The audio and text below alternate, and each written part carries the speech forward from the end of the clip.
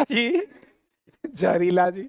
आकाश नीला दिखाई देता है। द फर्स्ट क्वेश्चन इज आकाश नीला दिखाई देता है। तो देखो ये आपको पता होगा बे नी हो पी नाला। जी जद्दू जहरीला जी बहुत बहुत नमस्कार। नीचे से ऊपर जाने पर तरंग दैर्ध्य का मान जो है वो बढ़ता, अब प्रकीर्णन जो है वो घटता। प्रकीर्णन घटता क्यों? क्योंकि रेले चचा ने एक सिद्धांत दिया था, प्रकीर्णन जो है, प्रकीर्णन जो है वो तरंग दैर्ध्य के चतुर्थ घात का व्युत्क्रमानुपाती होता है। प्रकीर्णन जो है वो तरंग दैर्ध्य के चतुर्थ घात का व्युत्क्रमानुपाती होता है। बहुत लोगों का नहीं चल रहा है। हाँ कहते हैं, चला जल्दी से बता दो आंसर क्या हो जाएगा। कहते हैं आकाश नीला दिखाई देता है। आकाश का रंग होता है चला आसमानी, लेकिन दिखाई देता है नीला, क्योंकि नीला का प्रकीर्णन कम होता है और आसमानी का अधिक। तो बता दो क्या हो जाएगा। उच्च तरंग लंबाई के कारण प्रकाश का फैलाव, या उच्च तरंग दैर्ध्य के कारण प्रकाश का प्रकीर्णन, कि कम तरंग दैर्ध्य के कारण प्रकाश का प्रकीर्णन। फैलाव नहीं होगा। बताओ क्या होगा। देखो चला, इन नीला जो होता है वो नीचे से ऊपर जाने पर तरंग दैर्ध्य बढ़ता है। इस एरिया का तरंग दैर्ध्य ज्यादा है और इस एरिया का तरंग दैर्ध्य कम है। तो ये जो नीला दिखाई देगा तो नीला का तरंग दैर्ध्य कम होता है, तो कम तरंग दैर्ध्य के कारण प्रकाश का प्रकीर्णन, क्योंकि जिसका तरंग दैर्ध्य कम होगा उसी का प्रकीर्णन ज्यादा होगा। प्रकीर्णन का मतलब होता है प्रकाश का क्षय। आंसर बता दो जल्दी से। आज तो बड़े सुंदर सुंदर प्रश्न है। कम तरंग दैर्ध्य के कारण प्रकाश का क्षय। कम तरंग दैर्ध्य के कारण प्रकाश का क्षय। कम तरंग दैर्ध्य के कारण प्रकाश का क्या क्षय इज द राइट आंसर। अगला प्रश्न, अगला प्रश्न क्या कहता है। चला रेले ने यह सिद्धांत दिया था जिसका तरंग दैर्ध्य कम उसका प्रकीर्णन ज्यादा। कहता किसी वस्तु को दर्पण डैश दर्पण के डैश रखने पर वस्तु का वास्तविक उल्टा और समान आकार का प्रतिबिंब बनेगा। समान आकार जब ये कह दिया ना चला, इसका मतलब बताओ कौन दर्पण होगा। अवतल दर्पण में आप एक बात बताइए, अवतल दर्पण में अगर हम सेंटर पे रखते हैं वस्तु को तो सेंटरे पर प्रतिबिंब बनेगा। और कैसा बनेगा? वास्तविक, उल्टा और किस आकार का? समान आकार का। कहां रखने से बनेगा? कहां रखने से बनेगा जल्दी से बता दीजिए। समान आकार का। कौन दर्पण में? अवतल दर्पण। कहता है वस्तु को अवतल दर्पण में, कौन दर्पण में? अवतल दर्पण में अगर हम सेंटर पे रखते हैं, सेंटर पे रखने पर, कहां पर रखने पर मेरी जान? सेंटर पे रखने पर, सेंटर पे रखने पर वस्तु का वास्तविक उल्टा और समान आकार का प्रतिबिंब बनेगा। यह वास्तविक उल्टा और समान आकार का प्रतिबिंब बनेगा। आंसर बता दीजिए जल्दी से क्या होने वाला है। What is the answer? अवतल दर्पण में सी पर इज द राइट आंसर। बहुत लोगों का चला उड़ गया है इंस्टाग्राम में, पता नहीं क्या होगा। हो सकता है सर्वर वर्वर का इशू होगा।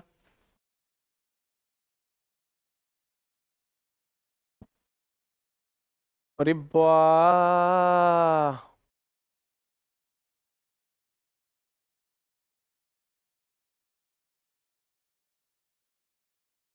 हम सबका कमेंट्स चला देख रहे हैं की कमेंट्स कर रहा है। एएलपी के बैच के लिए कूपन कोड दीजिए। अरे बाप रे बाप। आरपीएफ वाला बैच कल से स्टार्ट हो जाएगा। शेड्यूल आ गया है कम्युनिटी में, आप देख लीजिए। शेड्यूल आ गया है कम्युनिटी में, आरपीएफ के बैच का कल से स्टार्ट हो जाएगा। आंसर बता। अगला प्रश्न आपके स्क्रीन पर ये रहा। आज का क्वेश्चन चला ना बड़ा धमाकेदार है। बताओ आंसर क्या होगा। What is the answer? सबका फेसबुक चला उड़ गया है अभी, इंस्टाग्राम भी उड़ गया। अब गूगल बहुत सारी पॉलिसी में चेंज कर रहा है। यही समझ लो कि सबको सबको बहुत सारा पैसा लेने के जुगाड़ में है गूगल। कहते हैं बताओ, धारा धारा को के सतत प्रवाह करने के लिए चालक के दो सिरों के बीच विद्युत विभवांतर बनाए रखने की सबसे आसान विधि उसे डैश टर्मिनलों के बीच जोड़ता है। बताओ कौन? कहते हैं धारा के सतत प्रवाह करने के लिए चालक के दो सिरों के बीच विद्युत विभवांतर बनाए रखने की सबसे आसान विधि है उसे डैश टर्मिनलों के बीच जोड़ देते हैं। अगर आप विद्युत धारा का प्रवाह चाहते हैं तो उसको बैटरी या जनरेटर के टर्मिनलों के बीच जोड़ दीजिए तो धारा का प्रवाह होगा। क्वेश्चन थोड़ा सा घुमा दिया है, रियो स्टार्ट मार दिया है। रियो स्टार्ट होगा रे। क्या होगा बता। कहता धारा के सतत प्रवाह प्राप्त करने के लिए किसी चालक के दो सिरों के बीच विभवांतर बनाए रखने की सबसे आसान विधि क्या है? सबसे आसान विधि है बैटरी या जनरेटर से दोनों टर्मिनल को जोड़ देना। बहुत लोगों का ये गलती हुआ होगा। बताओ जल्दी से आंसर क्या होगा।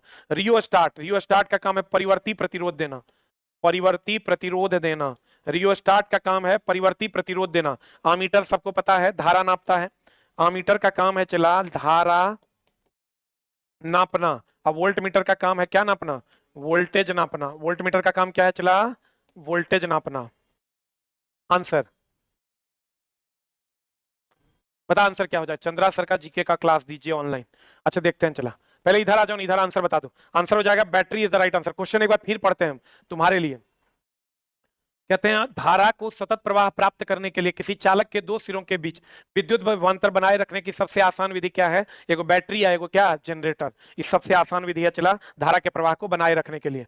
अब क्वेश्चन अगला क्या कहता है, देखो अगला क्वेश्चन चला कहता है, अगला क्वेश्चन इन्हें और एक क्वेश्चन, ये तो भागवे नहीं करता है। देखो चला, जिनके पास क्वेश्चन होगा वो देखना, यहाँ थोड़ा छोटा दिखेगा। C6H6 बेंजीन है, उसके बाद है C2H4, C2H4 चला इथिलीन है, CH3CHO या अल्डिहाइड है, ई जो है CH3CO CH3 एसीटोन है, आई जो है C2H6 इथेन है। तुम अगर कहोगे नहीं समझे सर, तो देखो C6H6 है एगो, दूसरा में है तुम्हारा H2C डबल बॉन्ड CH2, तीसरा में है CH3CHO, नेक्स्ट में है चौथा में CH3COCH3, नेक्स्ट में है तुम्हारा पांचवा में क्या है? CH3CH3। अब बताओ चला, एक ई यहां पर दे दिया है, ई हो जाएगा तुम्हारा बेंजीन C6H6। आंसर हम खाली लिख रहे हैं C2H6, क्या हो जाएगा? एथिलीन। चला C3CHO, ये हो जाएगा तुम्हारा एसिटल्डिहाइड, अल्डिहाइड ग्रुप है एसिटल्डिहाइड। ये हो जाएगा क्या? CH3CO एसीटोन, CH3CH3 क्या हो जाएगा? एथेन। चला एक बात बताओ, नेल पॉलिश रिमूवर में किसका उपयोग करते हैं? नेल पॉलिश रिमूवर में किसका उपयोग करते हैं? नेल पॉलिश रिमूवर में पहला है एसीटोन या दूसरा है अल्डिहाइड। बता आंसर क्या होगा, एसीटोन या अल्डिहाइड?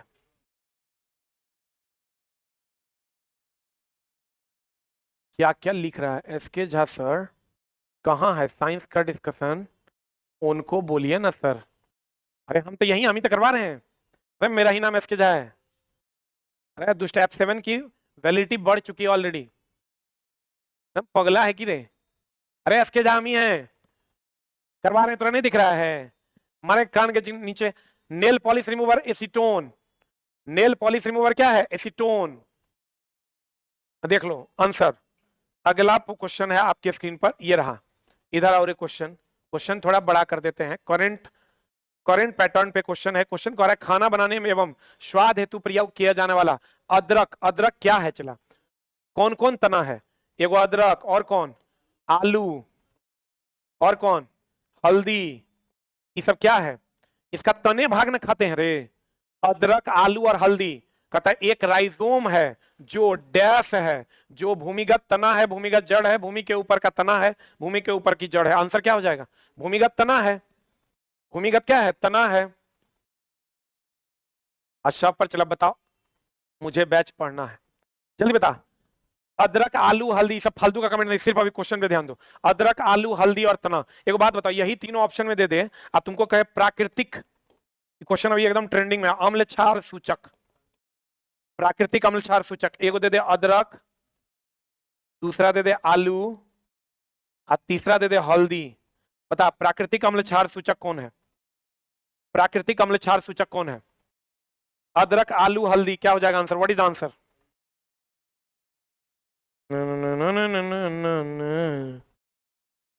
इंस्टा बंद, फेसबुक बंद, वो कोई बात नहीं, यूट्यूब एकदम बंद नहीं होना चाहिए।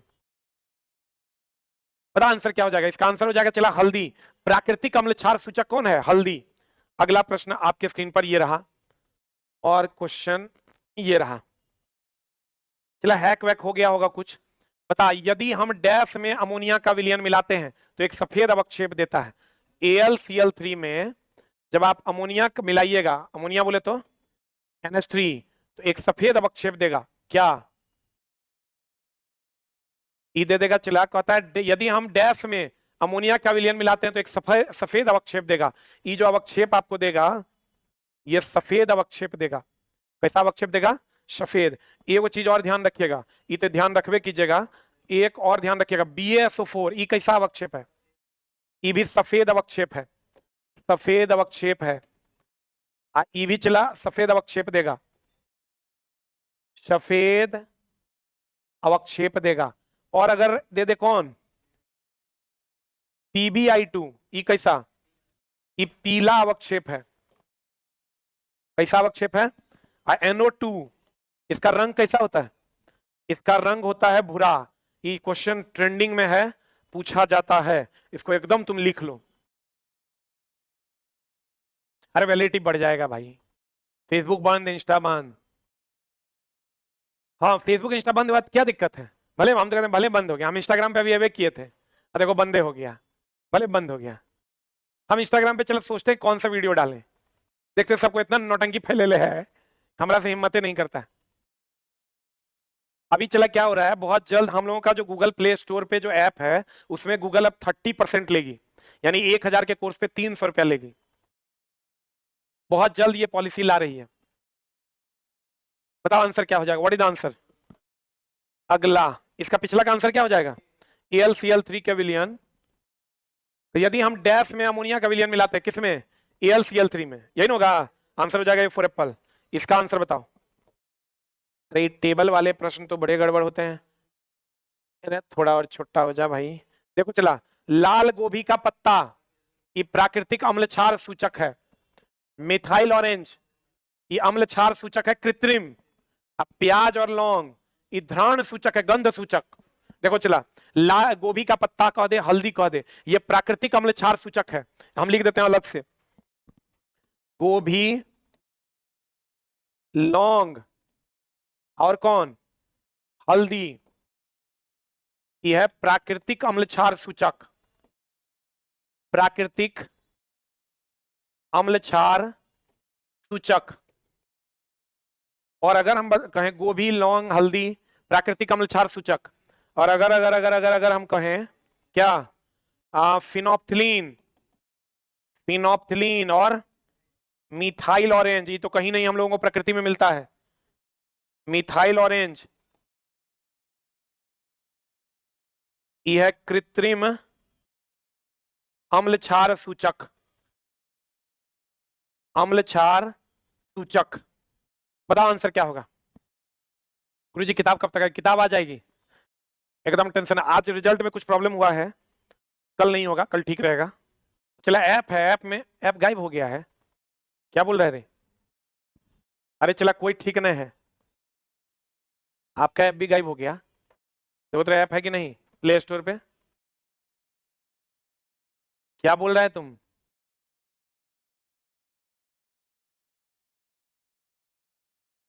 है तुरे चुट्टा, काय को क्या रहा है? ऐप गायब नहीं होगा, चला ऐप तो रहबे करेगा, बस गूगल 1000 में 300 लेने लगेगा। अब बताओ, देख लो, गोभी, लौंग, हल्दी प्राकृतिक अम्ल क्षार सूचक, फिनोप्थिलीन, मिथाइल और देखने से भी लगता है केमिकल कंपाउंड है, ये कृत्रिम अम्ल क्षार सूचक है या अम्ल क्षार सूचक है। देखो ये क्वेश्चन कितना सुंदर है। ये क्वेश्चन क्या कह रहा है, चला आज एकदम बहुत सुंदर सुंदर क्वेश्चन। मिथाइल ऑरेंज अम्ल क्षार सूचक है, लेकिन लाल गोभी के पत्ते प्राकृतिक अम्ल क्षार सूचक है, ये क्वेश्चन है आंसर। हाँ हाँ हाँ, अगला, अगला कहता है किडनी मनुष्य का, आज का क्वेश्चन का तो जवाब नहीं है मेरे दोस्त। किडनी किडनी किडनी मनुष्य के में उत्सर्जन और ऑस्मो रेगुलेशन का अंग है। ऑस्मो रेगुलेशन मतलब छानना जो होता है वही ऑस्मो रेगुलेशन है। ऑस्मो रेगुलेशन का अंग है। वृक्क किन दो पदार्थों का नियमन करता है? किसका किसका बता? वृक्क जो है चला, ये जल और लवण का रेगुलेशन करता है। जल और किसका? किडनी जो है, एक तो जल का रेगुलेशन करता है और दूसरा लवण का रेगुलेशन करता है। जल और, डिजिटल की कक्षा स्टार्ट हो गई, अभी लिए हैं।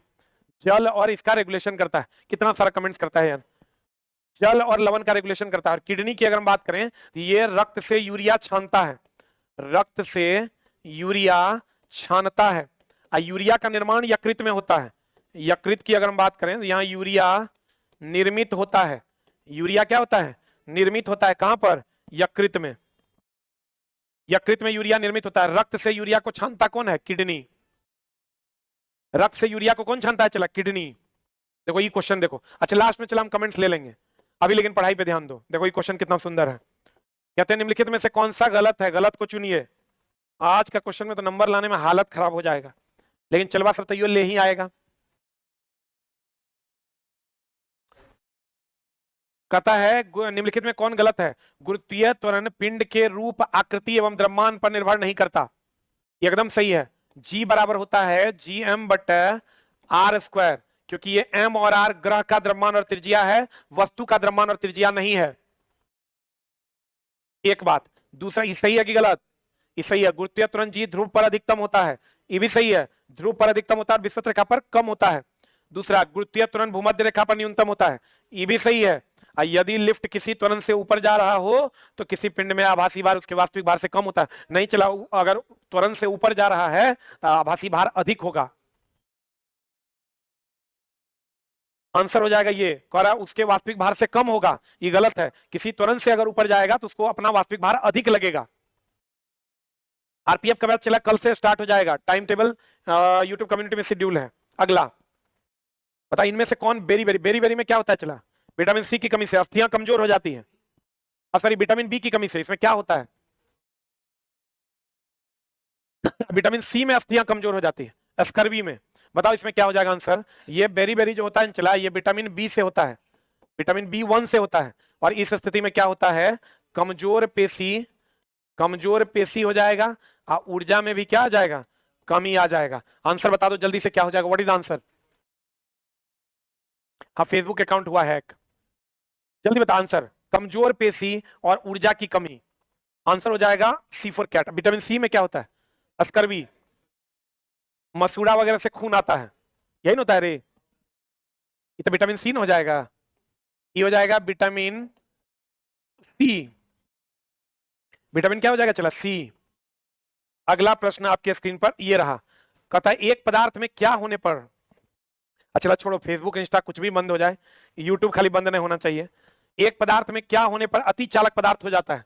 देखो चला, ये हमेशा ध्यान रखना, अति चालक अगर होगा, अति चालक मतलब हो जाएगा, पहला ऑप्शन जो होगा तुम्हारा वो प्रतिरोध हो जाएगा उसका 0, और दूसरा ऑप्शन हो जाएगा प्रतिरोध क्या नहीं, पहला ऑप्शन होगा प्रतिरोध न्यूनतम, पहला ऑप्शन प्रतिरोध न्यूनतम और दूसरा 0। और अगर कुचालक हो जाएगा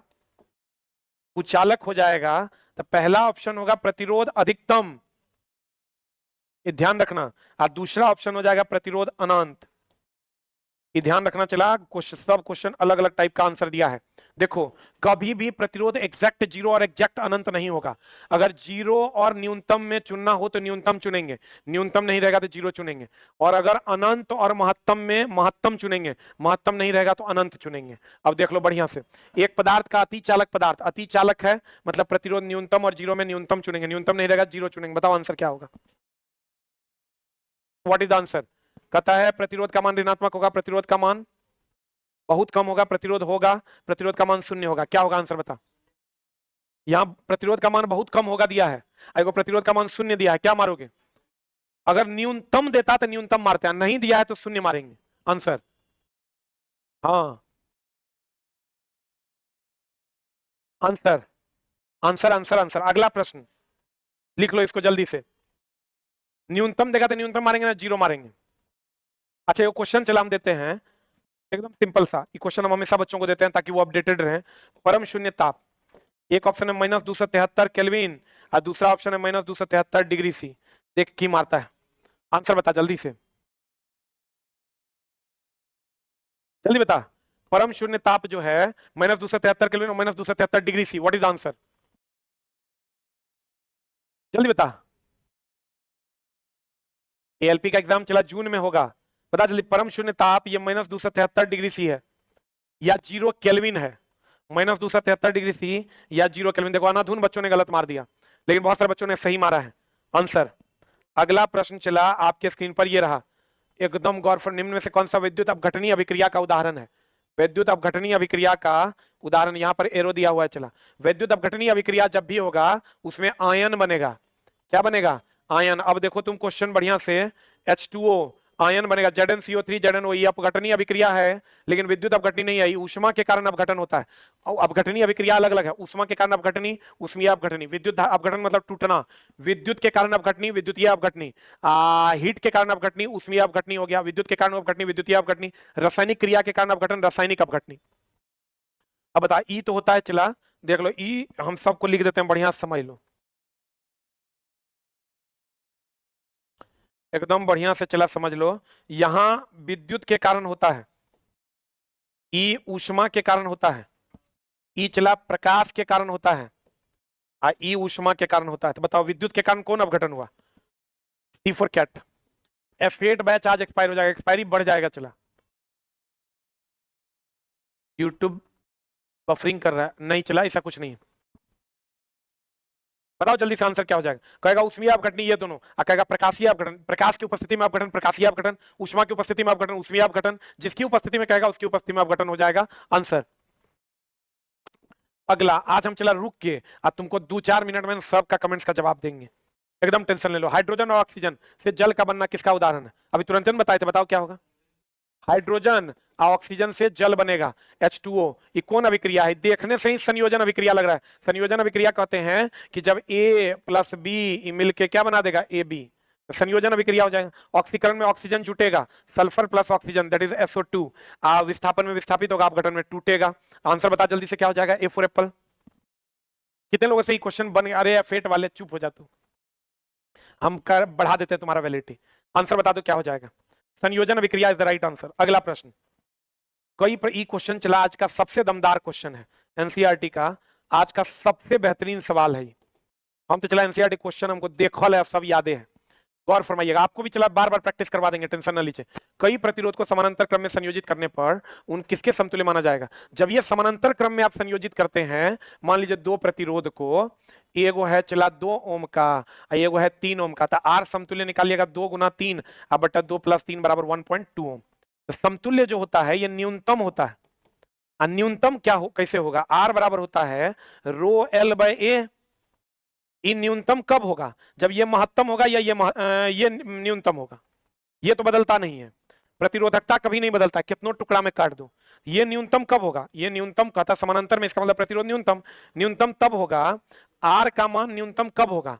आर न्यूनतम तब होगा जब क्षेत्रफल होगा महत्तम। ये महत्तम होगा तब ये न्यूनतम, या लंबाई होगा न्यूनतम। ये दोनों में से जो ऑप्शन है मार दो। यूट्यूब ही नहीं चल रहा है, यूट्यूब तो चल रहा है रे, देख कैसे रहा बच्चा। मेरा नहीं, सबका इंस्टाग्राम गया। बताओ आंसर क्या हो जाएगा? What is the answer? या तो कह रहा है समानांतर में मतलब प्रतिरोध न्यूनतम, श्रेणी में होता तो प्रतिरोध महत्तम। अब इसका मतलब ये हुआ कि अगर यहां से क्षेत्रफल को महत्तम करोगे तब ये न्यूनतम होगा, या ये न्यूनतम करोगे तब ये न्यूनतम होगा। अब आंसर बता दो, आज का सबसे बेहतरीन प्रश्न।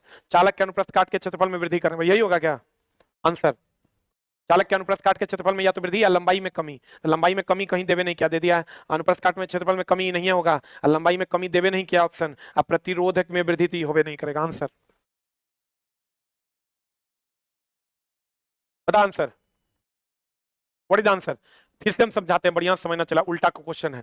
समानांतर में होगा तो प्रतिरोध न्यूनतम, न्यूनतम कब होगा? आर बराबर रो एल बाई होता है, ये जब महत्तम होगा तब ये न्यूनतम, या ये न्यूनतम होगा तब ये न्यूनतम। ये दोनों में से जो ऑप्शन रहेगा मार देंगे आंसर। अगला प्रश्न आपके स्क्रीन पर ये रहा, कहता धूप के दौरान बादल सफेद दिखाई देते हैं क्योंकि बादलों में मौजूद कण सूर्य से आने वाली श्वेत प्रकाश में मौजूद विभिन्न रंगों के तरंगदैर्घ्य की तुलना में डैश होते हैं। क्या होते हैं? और श्वेत प्रकाश सभी रंग डैश की मात्रा को प्रकटित करते हैं। बताओ। कहते हैं धूप के दौरान बादल सफेद दिखाई देते हैं क्योंकि बादल में मौजूद कण सूर्य से आने वाली श्वेत प्रकाश की मौजूदगी में विभिन्न रंगों के तरंगदैर्घ्य की तुलना में क्या होता है? बड़ा कि छोटा? बड़ा होता है, होते हैं। और श्वेत प्रकाश के सभी रंग लगभग समान मात्रा में प्रकीर्णित होते हैं, लगभग समान मात्रा में प्रकीर्णित होता है। ध्यान देना, जो कहता है कि बादल के रंग जो होते हैं जब अधिक धूप होता है तो सफेद दिखाई देते हैं, क्यों? क्योंकि चला उसका तरंगदैर्घ्य अधिक होता है और प्रकीर्णन लगभग समान होने के कारण ऐसा होता है। इसको एकदम ध्यान में रखो।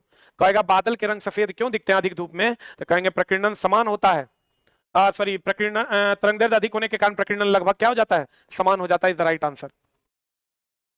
आंसर बता दो क्या हो जाएगा? A for Apple is the right answer. अगला प्रश्न आपके स्क्रीन पर ही तो बना देगा, चला बताओ आंसर क्या होगा? कहते हैं निम्नलिखित में से कौन सा मानव कोशिका अपने आकार के बदलने की क्षमता रखता है? कौन जो है ये अपने आकार को बदलने की क्षमता रखता है? चला डब्ल्यूबीसी। डब्ल्यूबीसी अपने आकार को छोटा भी कर सकता है, अब बड़ा भी कर सकता है, क्योंकि इसका आकार नियमित होता है कि अनियमित? इसका आकार ही चला अनियमित होता है, इसका आकार जो होता है वो अनियमित होता है, तो ये अपने आकार को छोटा बड़ा कर लेता है, ये अपने आकार को क्या कर लेता है, छोटा बड़ा कर लेता है।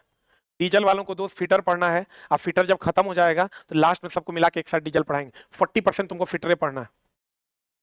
अब आंसर बता दो, डब्ल्यूबीसी का आकार कैसा होता है, अनियमित, यानी छोटा या बड़ा। बताओ थाइमस ग्लैंड जो शरीर में होता है, जो जवानी में होता है, वो किसका सिक्रेशन करता है, डब्ल्यूबीसी का आया था क्वेश्चन, और दूसरा आरबीसी का। बताओ आंसर क्या होगा, बताओ जल्दी से क्या हो जाएगा, तो आंसर बताओ। थाइमस ग्लैंड जो जवानी में ही एक्टिव रहता है वो डब्ल्यूबीसी के मोनोसाइट के सिक्रेशन में मदद करता है, जिससे रोग प्रतिरोधक क्षमता जवानी में बढ़ी हुई रहती है। रोग प्रतिरोधक क्षमता जवानी में क्या रहती है, बढ़ी हुई रहती है। आंसर, रोग प्रतिरोधक क्षमता जवानी में क्या रहती है, बनी हुई रहती है। कहेगा थाइमस ग्लैंड क्या करता है, तो कहेंगे मोनोसाइट का सिक्रेशन करता है, जिससे रोग प्रतिरोधक क्षमता बनी हुई रहती है। और डब्ल्यूबीसी छोटा बड़ा दोनों होता है, अर्थात अनियमित रहता है। अगला प्रश्न आपके स्क्रीन पर ये रहा, हम चला सिर्फ पढ़ाएंगे, लास्ट में 5 मिनट और कमेंट, क्योंकि एक आदमी के कारण सबका टाइम बर्बाद होता है। किसी तरल की समान मात्रा के लिए निम्नलिखित में से किस प्रक्रिया की गति सबसे धीमी होगी। सबको पता है वाष्पीकरण सबसे धीमा है, सबसे धीमा है। दूसरा क्षेत्रफल पर निर्भर करता है। तीसरा जो एक और एग्जांपल पूछेगा, ये सभी ताप पर होता है, सभी ताप पर। जैसे ही गर्म करना शुरू करोगे वाष्पीकरण शुरू हो जाएगा।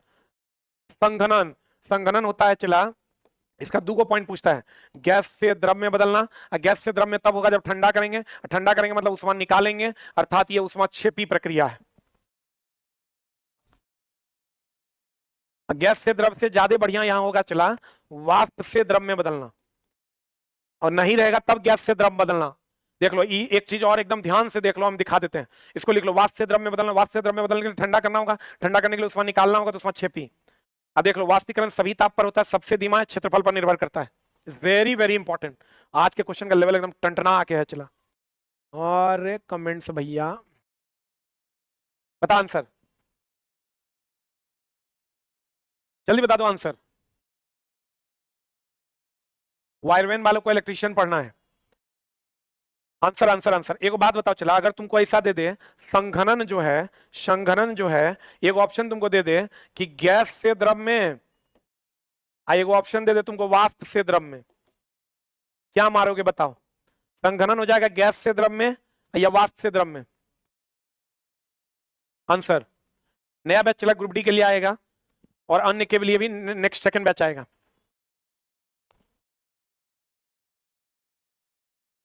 आंसर बता, व्हाट इज आंसर।